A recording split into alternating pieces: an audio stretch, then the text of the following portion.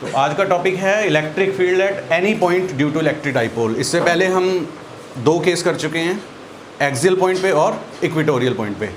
Axial point पे जो electric field का फॉर्मूला आया था डाइपोल के, वो कितना आया था 2kp/r³, और इक्वेटोरियल पे कितना आया था kp/r³। पहले तो हम डायग्राम के थ्रू समझते हैं कि अब हमें करना क्या है। सपोज मेरे पास एक डाइपोल है -q + q with a centre O, और इसका डाइपोल मोमेंट है मेरे पास P। ठीक है, suppose P is the dipole moment. Clear, P is the dipole moment. और मुझे ना तो इक्वेटोरियल पॉइंट पे फाइंड आउट करना है ना एक्सियल पॉइंट पे, मुझे एट जर्नल पॉइंट कोई भी पॉइंट है इस पॉइंट पे फाइंड आउट करना है। ठीक है, इस पॉइंट का हम कुछ भी नाम दे देते हैं।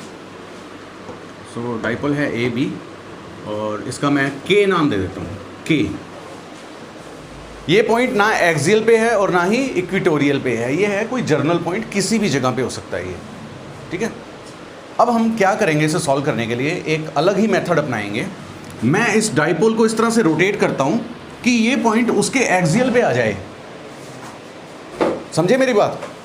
इस डाइपोल को इस तरह से रोटेट करो कि ये पॉइंट उसके एक्सियल पे आ जाए। सपोज मैंने उसको रोटेट किया डाइपोल को इस तरह से, कितने एंगल पे? थीटा एंगल पे। ये इसकी पहली पोजीशन मैंने जनरेट की है, रोटेट किया ऐसे। अब ये पॉइंट इस डाइपोल के एक्सियल पॉइंट पे आ गया और एक्सियल का रिजल्ट हमें पता है। लेकिन जैसे ही मैंने इसको इस तरह से रोटेट किया, इसका डाइपोल मूवमेंट इस डायरेक्शन में था, तो उस डाइपोल मूवमेंट की वैल्यू इस जगह पे आके कितनी हो जाएगी? P cos थीटा होगी कि नहीं? एक वेक्टर किसी लाइन के साथ एंगल बना रहा है थीटा, तो उसके ऊपर कौन सा कंपोनेंट बनता है? Cos component. कौन सा वेक्टर है? P। P वेक्टर इस तरफ था, मैंने जब इसे इस तरह से रोटेट करवा दिया थीटा एंगल पे, तो इसका उस लाइन के ऊपर कौन सा कंपोनेंट बनेगा? P cos theta. और दूसरी बार मैं इस डाइपोल को इस तरह से रोटेट करवाऊंगा कि ये पॉइंट उसके कहाँ आ जाए? इक्वेटोरियल पे। क्लियर बात?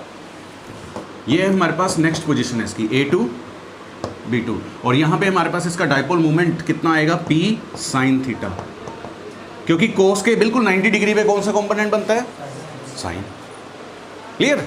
दैट मीन्स देखो, जब मैंने इसको पहली बार रोटेट किया था A1 B1 पोजीशन पे, तो इसका इलेक्ट्रिक फील्ड इधर आ रहा होगा, E एक्सियल।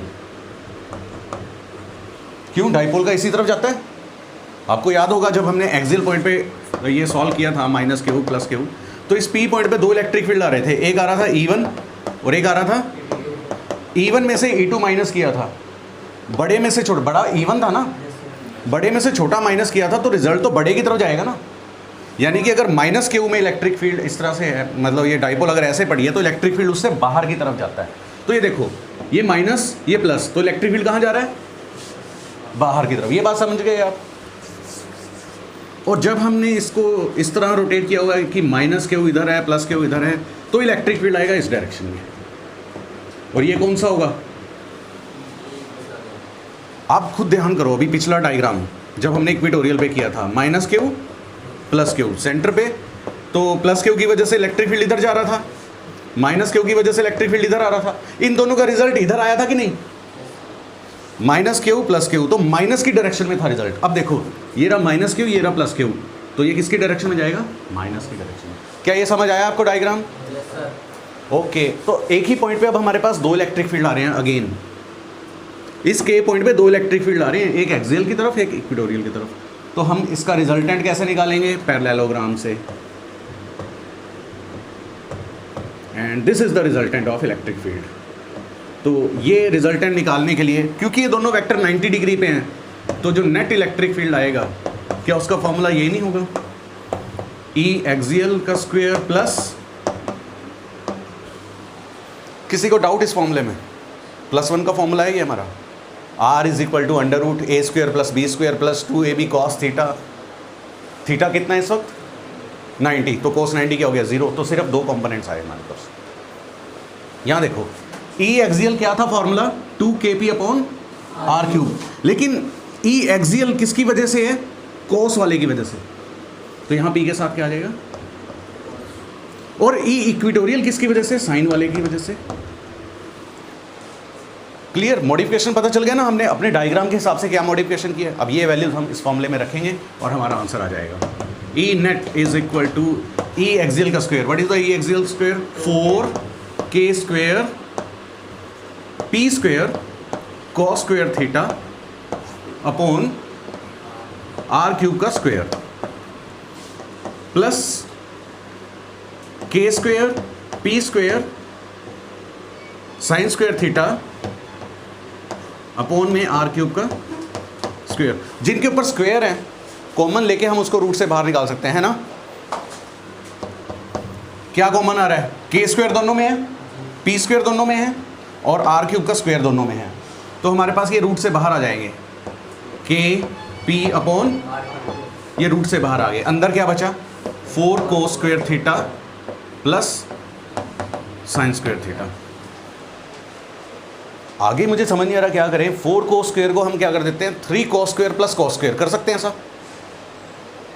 4 cos स्क्वायर मतलब 3 cos square plus cos square. के पी अपॉन आर क्यूब, इसको मैंने लिखा 3 cos square theta plus cos square theta plus, बताओ cos square plus sine square क्या होता है, 1। दैट मीन्स मैं इसकी जगह लिख सकता हूँ +1। And this is the net electric field eight point K। ठीक है, अब इस इलेक्ट्रिक फील्ड का फॉर्मूला क्या पहले फॉर्मूलों से चेंज हुआ है, नहीं। मैं बताता हूँ, देखो सपोज करो ये आप इसको ना ऐसे ले आओ दोबारा से, थीटा कितना हो जाएगा, 0।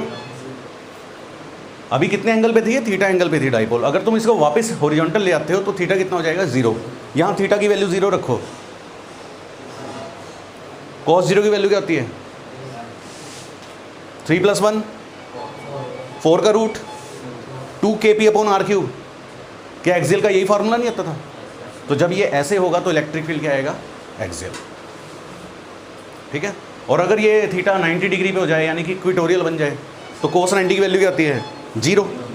यहाँ कुछ नहीं आएगा, क्या आएगा, kp अपॉन आर क्यूब। तो फॉर्मूला वही है, ठीक है ना, एक्सियल और इक्विटोरियल के फॉर्मूला, और प्लस अगर एनी पॉइंट पे है तो आपको बस इतना बताना है कि वो कितने एंगल पे पड़ा है वो पॉइंट। अगर वो पता चल जाए तो आप उसका रिजल्ट भी निकाल सकते हो। जब भी हम 2 वेक्टर्स का रिजल्टेंट निकालते हैं तो हम उसकी डायरेक्शन भी निकालते हैं, और डायरेक्शन में निकालूंगा टेंजेंट बीटा से, direction tangent beta. Now tangent beta का formula perpendicular upon base perpendicular कितना है, इक्विटोरियल, और बेस कितना है, ई एक्सियल। तो ई इक्विटोरियल डिवाइड में E axial, that means K P sine theta upon are cube upon 2kp cos theta. R cube से r cube cancel, K P से K P cancel, sine by cos क्या होता है, tangent. तो tan beta is equal to 1/2 of tangent theta. This is the relation between direction of net electric field and direction of dipole. समझ आया topic सबको? कहीं से कोई डाउट हो तो अभी पूछ लो। ओके